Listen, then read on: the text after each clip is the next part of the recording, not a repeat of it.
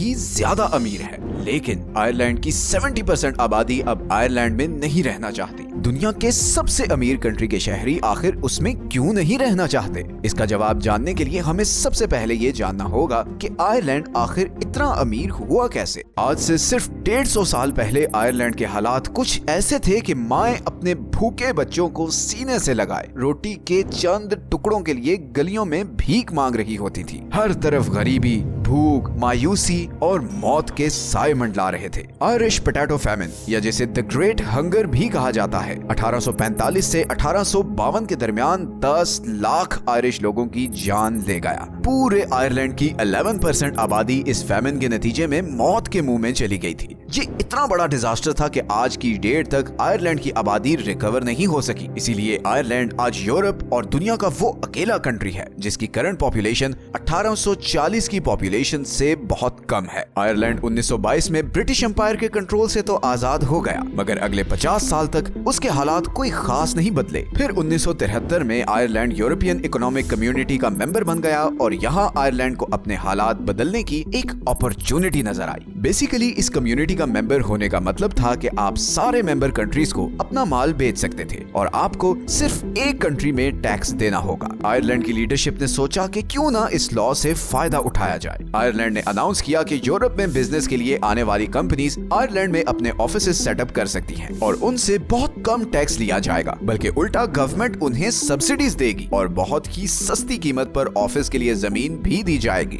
इस अनाउंसमेंट के बाद बड़ी बड़ी कंपनीज अपने हेड ऑफिसेज और ऑपरेशंस आयरलैंड में शिफ्ट करने लगी। Dell, Microsoft, Intel, De Beers इस जैसी बहुत सी कंपनीज हाई टैक्स रेट से बचने के लिए आयरलैंड शिफ्ट होने लगी। Tax free policies, business friendly environment और जबरदस्त लॉ एंड ऑर्डर सिचुएशन की वजह से आयरलैंड में बहुत ज्यादा फॉरेन इन्वेस्टमेंट आने लगी थी। इतनी ज्यादा कि सिर्फ 10 सालों में 1990 से 2000 के बीच आयरलैंड में फॉरेन इन्वेस्टमेंट 2.2% से 49.2% तक चली गई। टैक्सेस कम थे, सैलरीज ज्यादा थी, लोगों की परचेजिंग पावर बढ़ती गई, लोग पैसा खर्चते गए, डिमांड क्रिएट होती गई और इकोनॉमिक एक्टिविटी बढ़ती गई। आयरलैंड की इकोनॉमी अब सिंगापुर और साउथ कोरिया से भी तेज ग्रो कर रही थी और इसे केल्टिक टाइगर कहा जाने लगा। 2008 के फाइनेंशियल क्राइसिस ने आयरलैंड को भी अफेक्ट किया, मगर आयरलैंड ने इसके जवाब में टैक्स रेट बिल्कुल जीरो कर दिया और फिर तो जैसे आयरलैंड की लॉटरी निकल आई। गूगल और फेसबुक जैसे टेक जायंट्स ने भी प्रॉफिटेबिलिटी मैक्सिमाइज करने के लिए अपने हेडक्वार्टर्स आयरलैंड शिफ्ट कर दिए। पूरी दुनिया से हाईली क्वालिफाइड लोग जॉब्स के लिए आयरलैंड आ रहे थे और आयरलैंड यूरोप की सिलिकॉन वैली बन चुका था। लेकिन फिर ऐसा क्या हुआ कि आज 18 से 24 साल के 70% यंग लोग परमानेंटली आयरलैंड को छोड़ना चाहते हैं? इसकी 3 रीजंस हैं। सबसे पहली वजह तो ये है कि आयरलैंड रियलिटी में इतना अमीर नहीं है जितना उसका जीडीपी देखकर लगता है। जीडीपी पर कैपिटा असल में किसी भी कंट्री की इकोनॉमिक सक्सेस मेजर करने का एक इंडिकेटर होता है। आयरलैंड का जीडीपी पर कैपिटा देखा जाए तो वाकई वो दुनिया में सबसे आगे है, लेकिन अगर हम आयरलैंड के कुछ और स्टैटिस्टिक्स को देखें तो कुछ और ही पिक्चर नजर आती है। फॉर एग्जांपल, अगर हम आयरलैंड की एनुअल एवरेज सैलरी देखें तो वो सारे स्कैंडिनेवियन कंट्रीज से कम है। आयरलैंड में सैलरीज नीदरलैंड, बेल्जियम और ऑस्ट्रिया जैसे कंट्रीज के बराबर है, हालांकि इन कंट्रीज का जीडीपी आयरलैंड के आधा भी नहीं। इसी तरह अगर हम हाउस होल्ड डिस्पोजेबल इनकम का डेटा देखें जो ये दिखाता है कि आम आदमी के पास ऑन एवरेज कितनी इनकम बचती है, तो यहाँ भी आयरलैंड दुनिया में 17th नंबर पर है। मतलब आयरलैंड के स्टैटिस्टिक्स आपस में मैच नहीं होते। जीडीपी के मुताबिक तो आयरलैंड बहुत ज्यादा अमीर है, मगर जब बात होती है लोगों की स्टैंडर्ड ऑफ लिविंग की तो उसमें आयरलैंड बहुत ही नीचे है। इसकी वजह यह है कि आयरलैंड का जीडीपी आर्टिफिशियली इन्फ्लेटेड है, क्योंकि यहाँ जितनी इकोनॉमिक एक्टिविटी जनरेट होती है वो फॉरेन कंपनीज की वजह से होती है, जो एंड में अपना सारा प्रॉफिट आयरलैंड से बाहर ले जाती हैं। इसी तरह ये कंपनी ज्यादातर फॉरेन वर्कर्स को एम्प्लॉय करती हैं। जितनी भी बड़ी टेक कंपनीज हैं उनमें आयरिश वर्कर्स की बहुत ही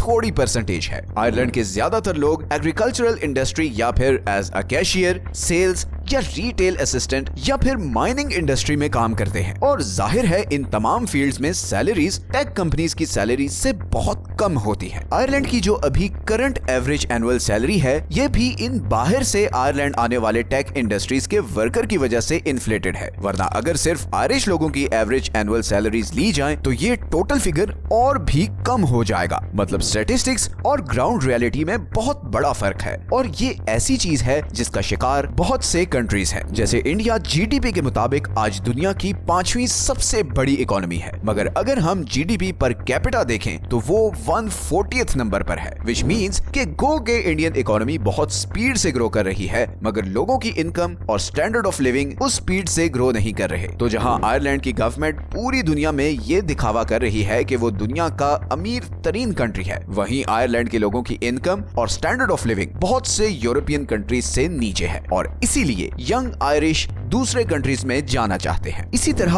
आयरलैंड में दूसरा सबसे बड़ा मसला हाउसिंग का है। कनाडा और ऑस्ट्रेलिया की तरह आयरलैंड भी बहुत जबरदस्त हाउसिंग क्राइसिस से गुजर रहा है। आयरलैंड की हाउसिंग पॉलिसीज बहुत ही खराब है, जिसकी वजह से रियल एस्टेट डेवलपर्स के लिए वहां कंस्ट्रक्शन करना बिल्कुल भी प्रॉफिटेबल नहीं है और इसका नतीजा ये हुआ है कि आयरलैंड में घरों की सप्लाई डिमांड से बहुत कम है, जिसने घरों की प्राइसेस को आसमान पर पहुंचा दिया है। घरों की शॉर्टेज की वजह से हालात इतने खराब हैं कि डबलिन में सिर्फ एक रेंट वाले घर को देखने के लिए लोगों की लंबी लंबी लाइंस लगी होती हैं। इसी तरह आयरलैंड का हेल्थ केयर सिस्टम भी ओवरक्राउडेड है, क्योंकि बहुत से आयरिश डॉक्टर्स अच्छी सैलरीज के लिए बाकी यूरोपियन कंट्रीज में चले जाते हैं और बाकी रह जाने वाले डॉक्टर्स पर इतना लोड आ जाता है कि पेशेंट्स को महीनों वेटिंग लिस्ट पर रहना पड़ता है। तो ऑल इन ऑल आयरलैंड की सारी सक्सेस स्टोरी एक आर्टिफिशियली इन्फ्लेटेड जीडीपी फिगर पर डिपेंडेंट है और फ्यूचर में इस जीडीपी को भी बहुत बड़ी हिट पड़ सकती है जब Ireland zero taxation policy revert करेगा, बिकॉज कोई भी कंट्री लंबे अरसे तक लो टैक्सेस पर सरवाइव नहीं कर सकता। इवन अब गल्फ कंट्रीज भी टैक्सेस इंट्रोड्यूस करवा रहे हैं, क्योंकि उन्हें नजर आ रहा है कि ऑयल बहुत जल्द लिथियम